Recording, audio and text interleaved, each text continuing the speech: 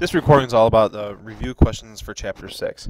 Starting with number 1. If an object is not moving, what is its momentum? Well, since momentum equals mass times velocity, if you are not moving, you have no momentum. Number 5. Gymnasts use padded mats. Why? Well, using impulse momentum theorem, where force times time equals change in momentum, if you increase the time of impact, you will therefore decrease the force. And that same idea goes here to number 6, where the airbag. How does an airbag work? Same idea. The airbag slows you down over a longer period of time, again decreasing the force. And number 7, if you bend your knees when you jump, same situation there. The bending your knees allows the stopping time then to increase, decreasing the force. So that's 5, 6, and 7 all go together very well there. For number 8, you're looking here how the total momentum of a field of insects is 0. What does that mean about their motion?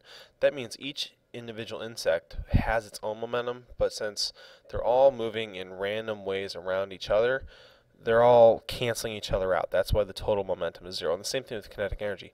All the random motion of all the different insects is canceling each other out. And if you take it on a bigger scale, all of the momentum of the universe would, in theory, cancel out. Everything is moving away from each other in every which direction. Technically the universe is expanding.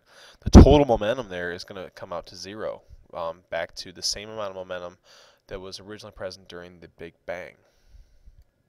Number 10, how do car bumpers that collapse on impact protect the driver? What's happening there? Again, it's impulse momentum theorem, where collapsing the bumper takes time, which increases the length of time of the impact, which decreases the force on the driver.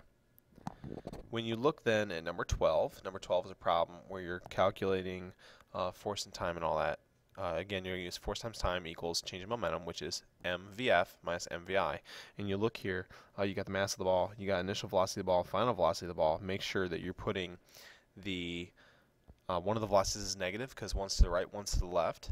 And you'll take the mass times velocity minus mass times velocity, and you'll divide the time over, and that will give you the force for number 12. Number 13 is manipulating that same equation. You're looking for the force, you're given time, and you've got mv final, which is mass and final velocity are both given, and mv initial, mass is given, but initial velocity is 0. So again, you'll divide by the time and solve for the force for number 13.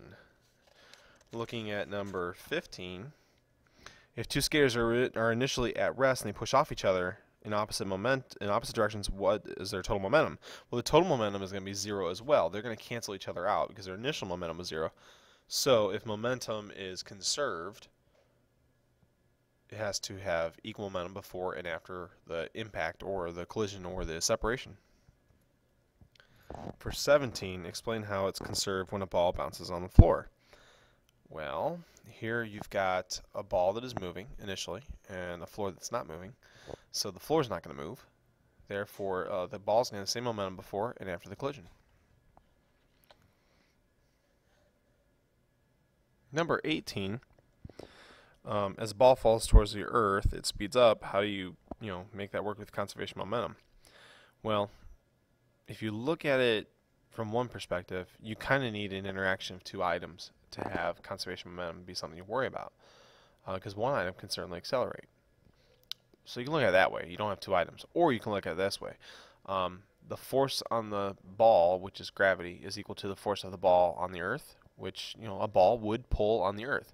But the movement of that ball, the movement of the earth is so minuscule that you can't measure it. But technically, the change in momentum of the planet would be the same as the change in momentum of the ball. But the planet is so huge that you're not going to measure its movement. So there's two ways you can really look at that one. In 19, though, it's basically saying how do things move when you, like rockets and whatnot. And the way things move out in space, especially space is the best way to put it. When you push particles out the back of your rocket, those particles have momentum. The momentum of those particles has to equal out the momentum of the spaceship. And that's how spaceships move out in space. Think of Wall-E with the fire extinguisher. He shot the fire extinguisher one way, he went the other way. The particles from the fire extinguisher had momentum, Wall-E had momentum back the other direction.